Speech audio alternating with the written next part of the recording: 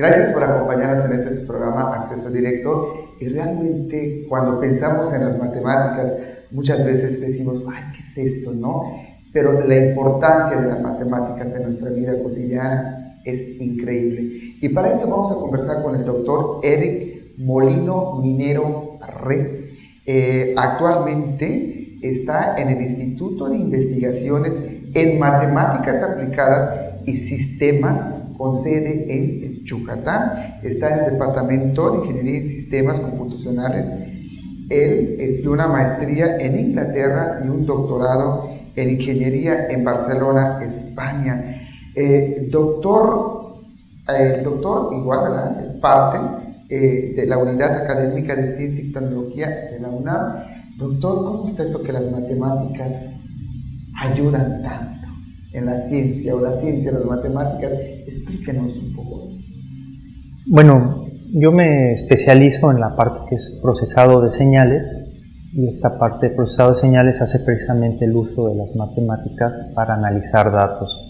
Y esto está, creo yo, en muchas partes de nuestra vida. Ni siquiera nos damos cuenta a veces de todo lo que implica manejar información y analizarla o que nos sea útil, ¿no? Por ejemplo, llevar la cuenta de algunos gastos, ¿no? A lo largo del mes, pues ahí nos da información de qué tanto estamos gastando y si tenemos que regularnos, ¿no? Este es el tipo de información que uno podría pensar que sirven las matemáticas. Doctor, usted cuéntenos de cómo está eso de procesar señales. ¿Qué es una señal? Las señales, en principio, es información que nosotros vamos registrando a lo largo del tiempo, y cuando queremos obtener información de ellas, tenemos que hacer un procesado. Entonces, la información puede venir de muchos lugares. Por ejemplo, un ejemplo creo que conocido por todos sería medir la temperatura, ¿no? A lo largo del tiempo. Esto nos puede dar un indicador de cómo se está comportando nuestro clima, si hay ciertas tendencias, o a lo largo de un día va subiendo la temperatura y va bajando. Y esto a lo largo de los años nos da un indicador de cómo va cambiando la temperatura por un periodo largo de tiempo. Otra forma de medir esto sería el control de nuestro peso. Vamos todos los días midiendo nuestro peso y nos va indicando de cómo estamos de salud, ¿no? Para una persona con ciertas características, cambiar de peso de forma muy brusca puede ser un indicador de algún problema, ya sea que suba o baje de peso. Entonces, esto sería una señal que se registra a lo largo del tiempo, y a través de técnicas matemáticas, por ejemplo estadística, podemos ver cuál es la media, cuál es la desviación estándar y qué variaciones puede haber ahí, y eso ya sería un indicador que nos da información de qué tan saludable está una persona. O por ejemplo un bebé, a lo largo de su desarrollo, pues existen ciertas curvas de comportamiento más o menos normal, y cuando hay cambios muy bruscos es un indicador de algún problema. Otra forma de medir señales, por ejemplo, sería pues medir el nivel del mar, ¿no? Tendríamos un sensor que nos está diciendo cómo está cambiando la marea a lo largo del tiempo, y eso también puede ser un indicador eventualmente de algún cambio en el comportamiento normal. O sea, que todo es medible. En esencia se puede medir casi todo, directa o indirectamente se puede medir. Estas mediciones, ¿qué tantos campos abarcan, doctor? Abarca, yo creo que todos los campos, ¿no? Desde el campo de las ciencias sociales, por ejemplo, ¿no? El estudio de las poblaciones, cómo va cambiando una población a lo largo del tiempo. En medicina, ¿no? El estudio de las enfermedades, ¿no? En cuestiones del espacio, por ejemplo, ¿no? En el deporte, se pueden hacer mediciones de distintos tipos, ya no solo en la parte científica, que uno pensaría que en física o en matemáticas se mide, ¿no? O sea, se mide todo el tiempo, ¿no? Y es parte esencial, yo creo que de todo lo que tenemos hoy en día. Por ejemplo, el uso de un celular implica toda una cadena de mediciones para poder hacer uso de él, de poder hacer una llamada, ¿no? El simple hecho de tocar la pantalla y que se detecte qué número tocamos y qué número debe marcarse, y ya implica una medición para poder hacer esa tarea. Doctor, aquí usted nos habla de un proceso para captar señales, tal vez para conocer las señales. ¿Qué factores intervienen en todo este campo de las señales? Interviene varias partes, es un concepto bastante amplio. Bien, empieza desde lo que es la adquisición de la señal, o sea, todo lo que sería la instrumentación electrónica o analógica o en papel, o sea, el adquirir datos, medirlos, hacer todo un proceso de ajustes, de eliminación de ruidos, de correcciones, hasta la parte de aplicaciones matemáticas para obtener información de estos datos. Muchas veces la información a veces es evidente a simple vista, pero hay información que no está clara a simple vista. Entonces se pueden hacer o aplicar métodos matemáticos para extraer información de ahí que no vemos fácilmente. ¿Cuáles serían estas informaciones no claras? Bueno, retomando el ejemplo de la medición del nivel del mar, por ejemplo, si ponemos un sensor en el fondo marino y estamos midiendo la presión que hay en la superficie sobre ese sensor, podemos medir el nivel del mar. Veríamos una gráfica que está ondulando, pero a simple vista no sabemos qué frecuencias están asociadas a esa señal. Entonces, a través de un proceso matemático podemos ver qué frecuencias son las dominantes en esa señal, y hay ciclos diurnos, ciclos nocturnos, ciclos lunares, ciclos anuales, que a simple vista no son evidentes, pero a través de otro análisis ya los podemos detectar. Interesante. Doctor, ahora sí, ¿cómo se analiza todo esto? O sea, para empezar, ¿cómo se hace una proyección matemática en las mediciones y te arroja los resultados? Porque son las cosas que no se ven. Nos vamos a un corte comercial y regresamos. Vamos a ver el mundo de las mediciones y las matemáticas en la aplicación. Regresamos.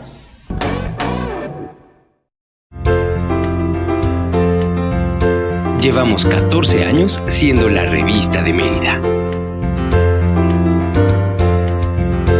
Siempre original, puntual e interesante, Zona Luz.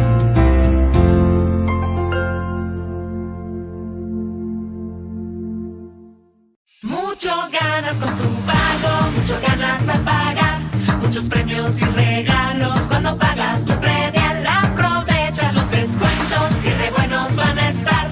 Aprovecha bien tu dinero, que en enero estamos ya. Tu predial te hace ganar, no lo dejes de pagar. Bien lo vale tu ciudad.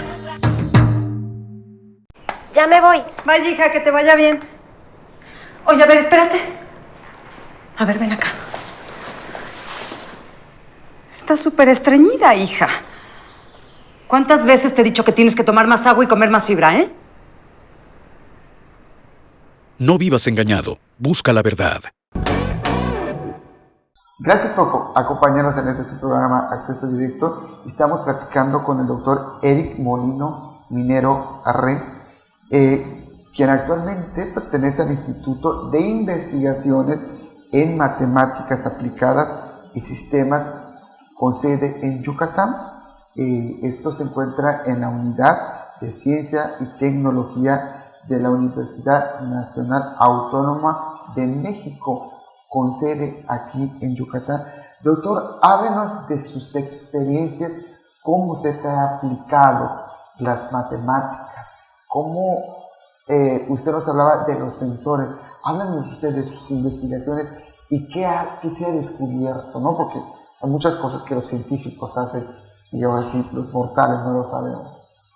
Sí, si quieres te cuento un poco del último proyecto en el que he estado trabajando. Claro. Cabe mencionar que son proyectos multidisciplinarios donde intervienen personas y especialistas de otras áreas. En particular, yo he trabajado con un tema que se llama sísmica de reflexión, que es para hacer el estudio del subsuelo. ¿Qué es sísmica de reflexión? Muy bien, la sísmica o el estudio sísmico puede ser de distintos tipos, ¿no? Uno pensaría en primera instancia un temblor, por ejemplo, o la erupción de un volcán que hace vibrar la tierra y ese es un sismo, ¿no? También hay otra área de sísmica que no es de origen natural, sino que se generan sismos artificiales y con eso se estudia el subsuelo a través de una red de sensores y una serie de detonaciones o excitaciones. Por ejemplo, un martillazo en el suelo genera una onda que se propaga por el subsuelo y va rebotando en las distintas capas, y eso da información de lo que hay allá abajo. Entonces, este tipo de estudio se conoce como sísmica de reflexión, que es para estudiar el subsuelo. Entonces es de origen artificial. En este tipo de datos es en los que yo he estado trabajando junto con otros especialistas como geofísicos, geólogos y otros ingenieros como yo en procesado de señales, para extraer información de estas señales y poder entender o predecir qué hay debajo de nosotros. Pónganos un ejemplo de esta sísmica de reflexión. Bueno, por ejemplo, Pemex, para poder saber dónde hay un hidrocarburo, hace estudios de este tipo, ¿no? Entonces, tiene, ya sea en mar o en tierra, se hacen campañas de exploración, se generan todas estas señales artificiales de sismos, se generan una serie de imágenes del subsuelo que son como radiografías, y a partir de estas imágenes, que uno a primera vista no entiende bien qué hay ahí, se tiene que hacer todo un trabajo de análisis para entender dónde están las capas de arena, dónde están las capas de arcilla y posiblemente algún hidrocarburo, ¿no? Que sería quizás el objetivo final. Para hacer eso, en los proyectos en los que yo he trabajado, tomamos las señales y las analizamos de cierta forma para encontrar patrones que sean compatibles con la sal, con la arena, con la arcilla, con los hidrocarburos, y poder hacer un mapa del subsuelo que ayude a hacer esta exploración. Es como una herramienta adicional para asistir a los especialistas, ahora sí los geólogos, en estos estudios. Entonces ahí es donde interviene gente como yo, que nos dedicamos a aplicar las matemáticas y con otras áreas de la ciencia, ¿no? Es un trabajo multidisciplinario. Usted hablaba de ciertas mediciones, ¿a través de qué? A los sensores, ¿qué captaban? ¿Qué mandaban? ¿Qué vibraciones. Por ejemplo, una exploración de este tipo de sísmica activa de reflexión en un barco en el mar. Se tiene cañones de aire, por ejemplo, ¿no? Son como globos que están con la bolsa comprimida y se libera una burbuja muy grande. Esto genera una onda que se propaga por el fondo, por la columna de agua, llega al fondo marino y se sigue propagando por el subsuelo. O sea, este globo, este aire, es una onda acústica que se propaga por el suelo. O sea, no solo para el mar, hasta el subsuelo. Sí, y atraviesa y llega a profundidades muy grandes. Está muy debilitada. Conforme avanza en distancia se va haciendo cada vez más débil. Entonces los sensores que hay en la superficie son muy, muy sensibles, y hay que hacer todo un procesado de amplificación y de corrección de la señal, de eliminar ruido, de corrección de posiciones, para poder rescatar esa información, que a primera vista uno vería como que no hay nada, pero se tiene que hacer todo un proceso. Entonces ahí es donde interviene nuestro trabajo. ¿Qué han descubierto? Bueno, así como descubrir, nosotros no hemos hecho descubrimientos propiamente, pero hemos aportado herramientas de análisis. Digamos, ese sería nuestro descubrimiento. Sí, herramientas de análisis. Por ejemplo, cuando hablo de herramientas hablo de software, ¿no? Sistemas de cómputo, donde se registra o se captura esta información sísmica. Viene todo un proceso de análisis, que son los métodos que nosotros desarrollamos, o sea, son métodos nuestros, y dan un resultado. Y ya es el intérprete final el que tiene que tomar estos datos junto con otros análisis y ver qué se puede rescatar. El subsuelo es muy heterogéneo, esto quiere decir hay una gran mezcla de materiales y es muy complejo el análisis. Entonces, una sola herramienta no necesariamente es suficiente. Entonces, nosotros aportamos una herramienta más para que haya más probabilidades de predecir con éxito qué hay allá abajo. ¿Qué es esta mezcla de materiales? ¿Me lo puede explicar? Sí, la mezcla de materiales es, por ejemplo, uno va a la playa y ve la arena. Si uno escarba debajo, va a empezar a encontrar agua, y si sigue escarbando a lo mejor encuentra roca calcárea. Si hacemos un hoyo podemos encontrar o más arena o arcilla o alguna mezcla de otros materiales, pero no hay un orden, ¿no? Cada lugar tiene una mezcla distinta si vamos haciendo un hoyo hacia abajo. Entonces, es muy heterogéneo, está muy mezclado todo. A veces hay capas muy gruesas o muy claras de un material, pero luego vienen capas de mezclas, arena, arcilla. Estas ondas sísmicas, ¿qué tanto afectan a la ecología marina? Buena pregunta, ¿no? Los estudios sísmicos, pues sí se sabe que pueden tener cierto impacto sobre algunos animales, ¿no? Por ejemplo, los cetáceos, los delfines, las ballenas. Como son especies que utilizan sonares, que son la acústica para comunicarse y navegar, sí podrían llegar a afectarles, ¿no? O sea, de una u otra manera, nos vamos a un corte comercial y regresamos con este tema, las matemáticas. Aquí me acabas de meter un gol, ¿no? Porque cómo le afectan es una pregunta. Todo afecta. ¿Qué descubrimos a través de las matemáticas? Regresamos. US Polo te consiente más que nunca, con descuentos del 30% en toda la tienda y el 50 al 70% de descuento en prendas seleccionadas, válido hasta el 31 de agosto o agotar existencias. Nos encontramos en Plaza Altabrisa, a un costado de los cines. US Polo piensa en ti. Mucho ganas con tu pago, mucho ganas al pagar, muchos premios y regalos cuando pagas tu predial. Aprovecha los descuentos que re buenos van a estar. Aprovecha bien tu dinero, que en enero estamos ya. Tu predial te hace ganar, no lo dejes de pagar. Bien lo vale tu ciudad.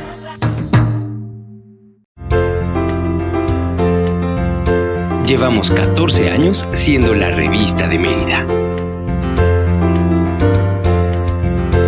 Siempre original, puntual e interesante, Zona Luz.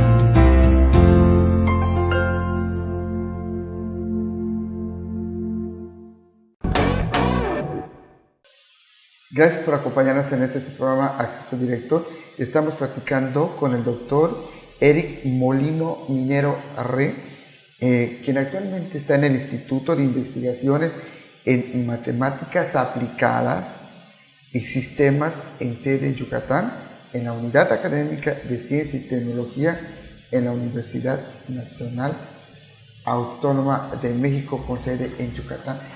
Doctor, ¿qué están haciendo actualmente acá en Yucatán?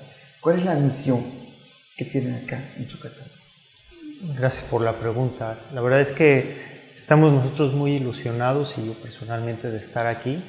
Creemos que es un lugar donde hay mucho interés y potencial para desarrollar este tipo de temáticas y de desarrollos científicos.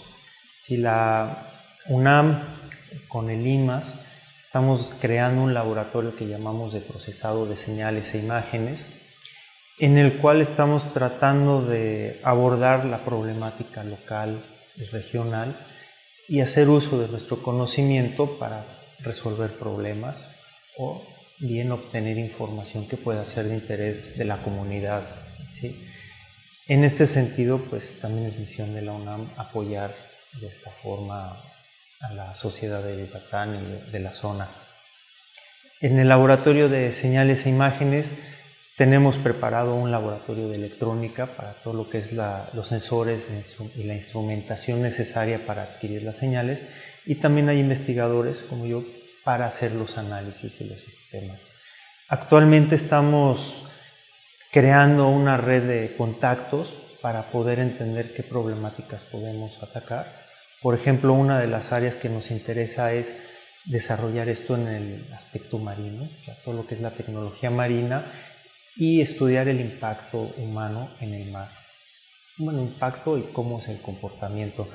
Uno de los instrumentos o de los equipos que estamos tratando de construir, por ejemplo, son los hidrófonos. Son equipos para medir ruido en el agua. Es un micrófono, pero que trabaja en el agua.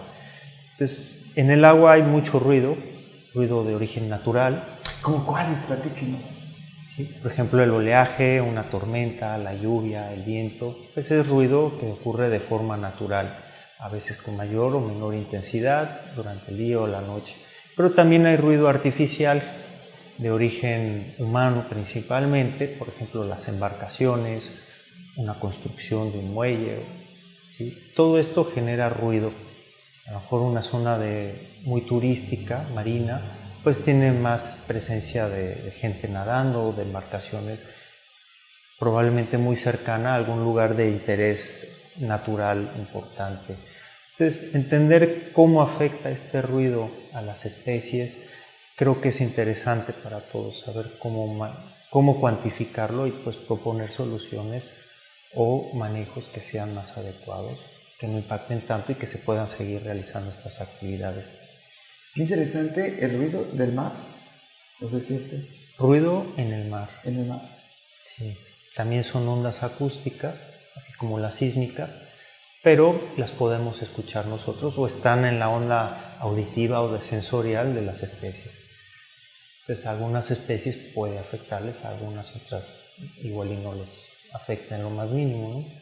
Pero hay que cuantificarlo, hay que estar seguro, ¿no? De todo lo que genera ahora ese ruido, ¿no? Así es, y como decía al principio, estos trabajos no son de una persona, son multidisciplinarios. Aquí intervienen biólogos, gente de ecología, pues son especialistas en cada área, donde se cruza toda la información y a partir de ahí se sacan conclusiones. Entonces nosotros damos una parte de la información, medimos el ruido, cuantificamos, damos frecuencias y luego hay otra parte que analiza eso, cómo impacta en las especies marinas, que son otros especialistas.